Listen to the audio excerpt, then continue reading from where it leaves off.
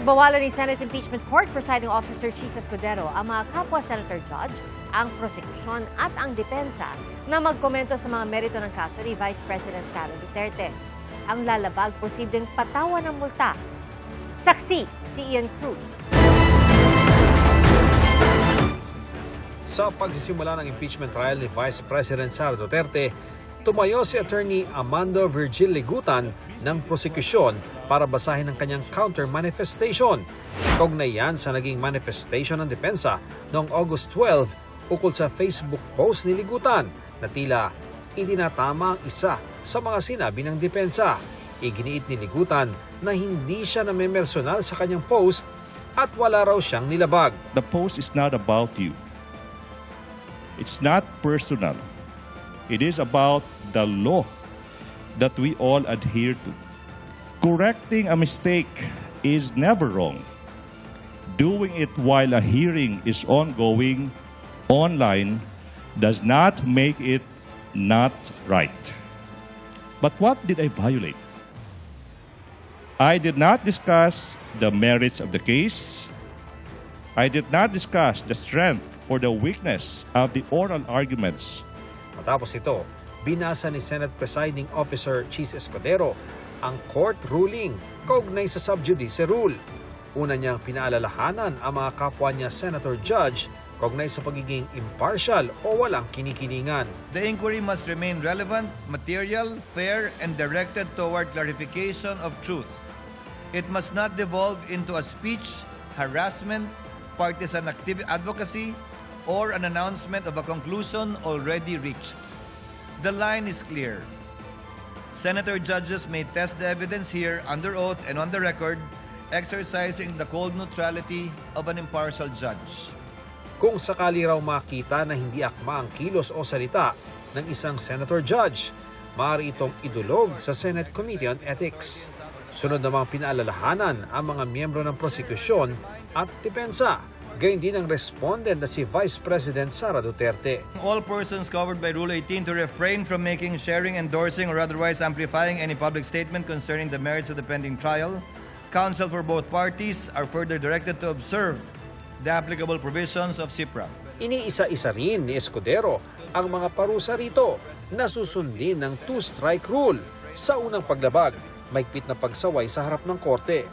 Sa pangalawa at mga susunod naman na paglabag, papatawanan ng hanggang 30,000 pisong multa ang mga lalabag. Maaari rin daw umabot sa puntong pagbawalan siyang magtanong sa testigo. Clearly, up to today, the spokesperson of both parties are still part of the counsel for the parties, some with more violations than others. So without enumerating the counsels where this rule applies, I think you know who you are, given the entries of appearance you've already made. At kung isang abogado naman ang lumabag nito, The certified incident record will be transmitted and formal referral will be made to the Office of the Bar Confidant, the Integrated Bar of the Philippines, and or the Supreme Court for possible disciplinary sanction regarding the person's license to practice. nilinaw rin ni Escudero na palalagpasin na ang mga nakaraang paglabag. The court shall extend grace, exercise liberality, and wipe the slate clean. Tabula rasa, so to speak.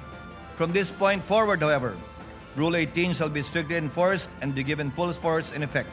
Pagkatapos ito, muling sumalang sa witness stand si OVP Assistant Chief of Staff Asec Lemuel Ortonio para sa cross-examination ng depensa. Una nilang sinilip ang hindi pagsumite ng physical and financial plan kasabay ng request ng OVP na confidential funds. Your request for additional budget was actually approved by the Office of the President. That's correct, ma'am. And in the process of approving your request for additional budget, no issue whatsoever was raised by either the DBM or the Office of the President regarding the documents that you submitted. We did not receive any comment regarding the submissions that we've made. Nasilip din ang paggamit sa confidential fund na nakasaad sa physical and financial plan. The confidential funds were not used to fund the good governance program in itself. but the implementation thereof. Yes, that's correct, ma'am. The confidential funds for the year 2023 were not used to fund the socio-economic program itself, but the safe implementation thereof. Pero pinalagan ito ng prosecution na tinawag si Ortonio na incompetent na tumestigo kung saan nagastos o napunta ang confidential funds. He himself explained that he had no participation whatsoever in the disbursement of said confidential funds. So this witness, Your Honor, by his own admission, is incompetent to testify where the confidential funds were spent. Muling nilinaw kung alam ba ni Ortonio kung saan ginastos ang mga pondo. Base sa testimonya mo, Ginoong Ortonio, wala kang alam sa paggastos, pag-liquidate, pag-disburse ng confidential fund. Tama? Yes, that's correct, Your Honor. Sabi ni Gina Acosta, wala rin siyang alam. Based on what I have read Na in testimonya news, niya? sir. Yes, sir. Base sa pagkakaalam mo, alam ba ng Vice President kung paano ito ginastos? The way I understand it, sir, as the head of agency, I would understand that she knows the implementation, sir. Yes. So si Colonel Lachica, alam din siyempre. Yes, sir, as the security officer. Inusisa naman ni Senator Judge Raffy Tulfo kung bakit hindi tinanong ni Ortonio kung anong klaseng gamot ang binili gamit ang confidential funds ng OVP. Yun po Did you yung- ask kung anong medisina binili para sa medisina bibili nung informant, ng pera? When the time na nag-consult po ako with the security officer, sir, I did not ask anymore on the specifics. You are a very highly educated person from prestigious schools. Come on, it doesn't make sense. It defies logic. Tatanungin mo dapat. At the time po, sir, when I consulted with the security officer, sir, I was not able to ask anymore on Why the not? details, sir. It's part of your job. In fact, pumirma ka doon sa pag-reply mo sa IOM. I asked, sir, So kung ano pumirma yung ka process. nakapikit. Yes, sir. No, sir, hindi naman po na nakapikit, sir, because nagtanong naman po ako sa security officer namin, sir, on how it was released or implemented on the ground. Could have asked La Chica and said, La Chica, bakit di tayo pumunta sa DOH, maghingi tayo ng gamot para makalibre, makatipid tayo sa confidential funds? That I cannot answer, sir. Sa pag-interject ni Senator Judge Kiko Pangilinan, kinwestiyon niya kung bakit gamot ang binili bilang reward sa mga informant. Mahirap paniwalaan na kayo ay gumastos ng 122 million para sa gamot na reward dahil nag-surveillance yung mga informant at nabigyan ng reward at hiningi nila gamot at hindi niyo binigyan ng gamot, binigyan niyo ng pera para sila nang bibili ng gamot.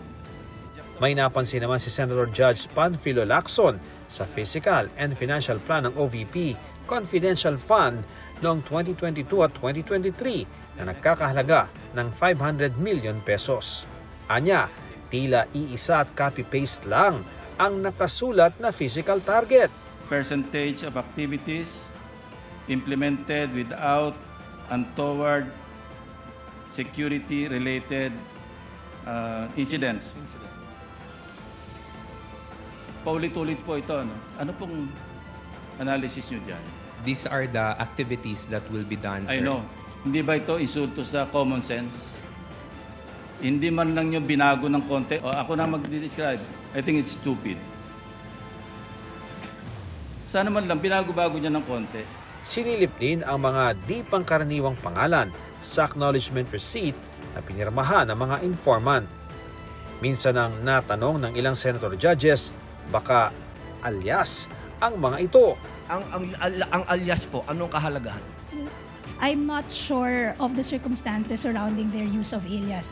Under the anti-alias law, sir, inaalaw naman po yung paggamit ng alias provided kailangan po nakabanggit din, nakadisclose kung ano yung real name. That should be a non-issue because even them, they never claimed that in any of their pleadings before this honorable court.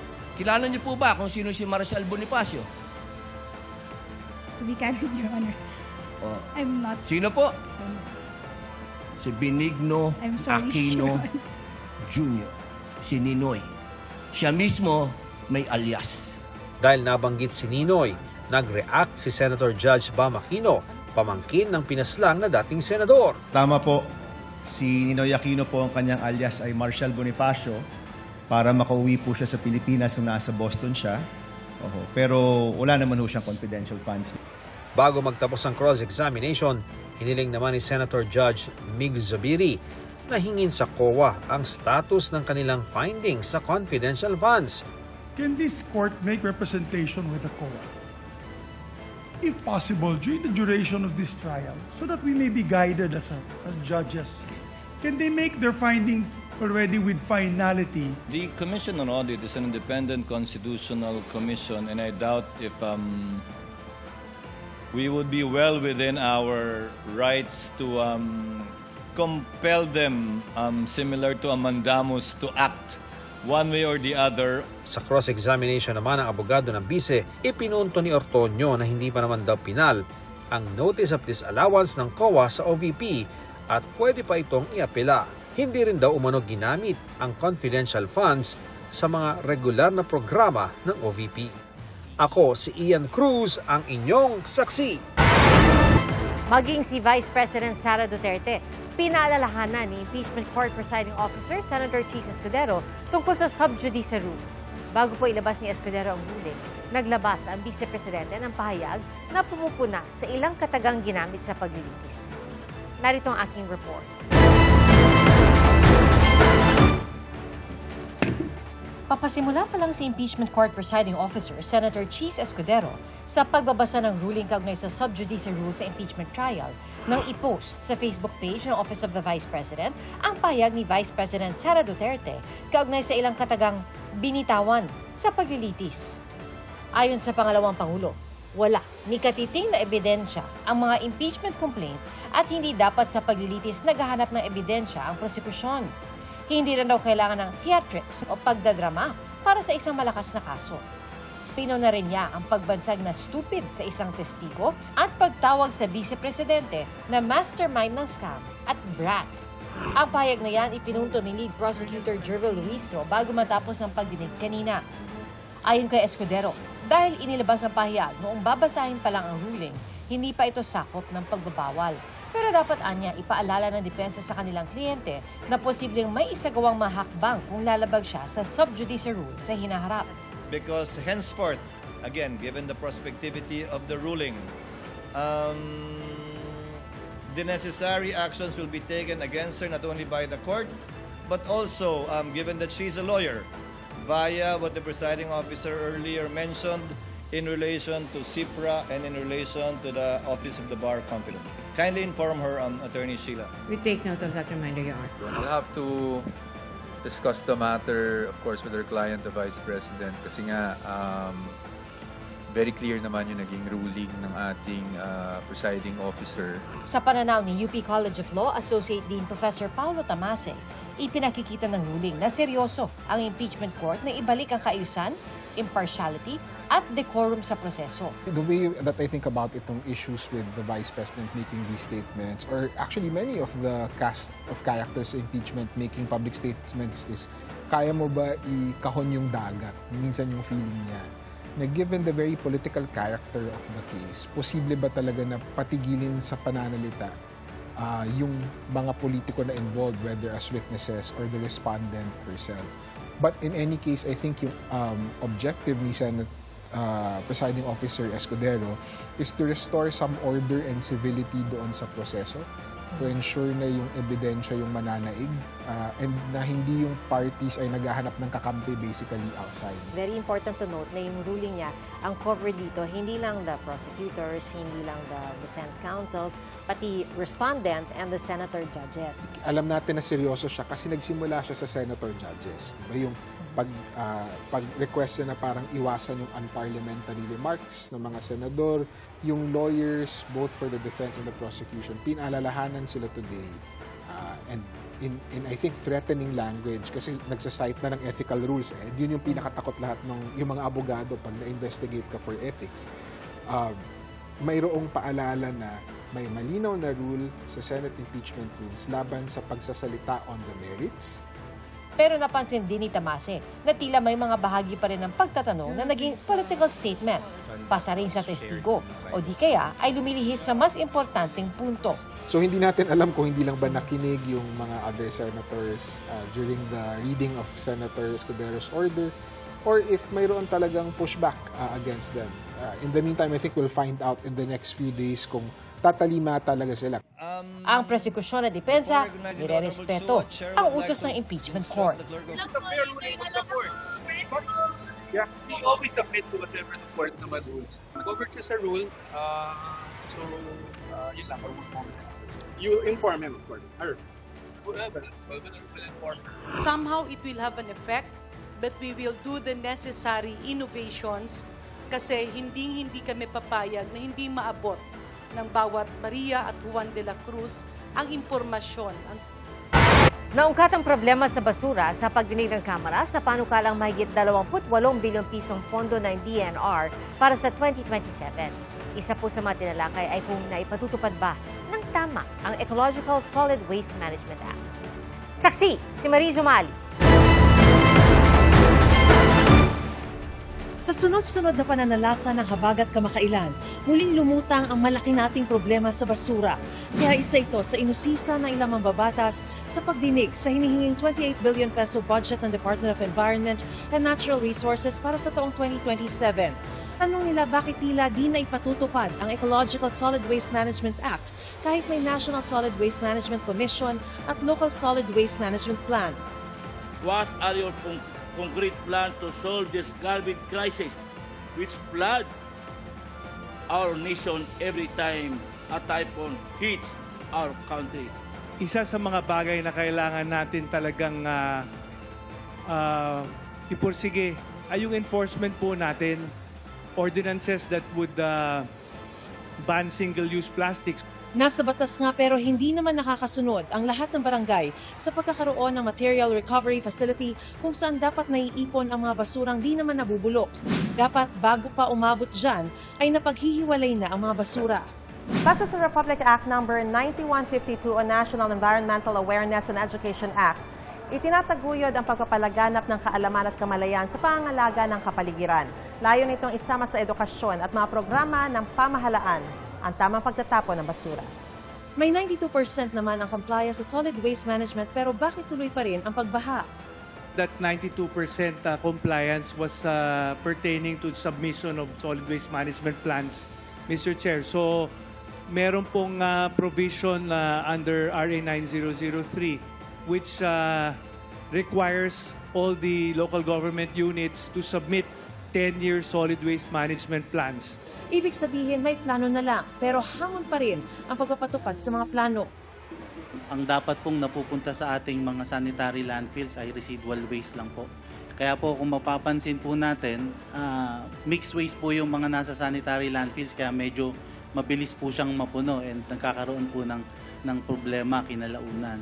Napunatuloy na walang silbi ang pagtuturo sa mga tao na mag-segregate kung walang maayos na sistema o partner na mangongolekta at hahanap ng gagamit sa mga recyclables.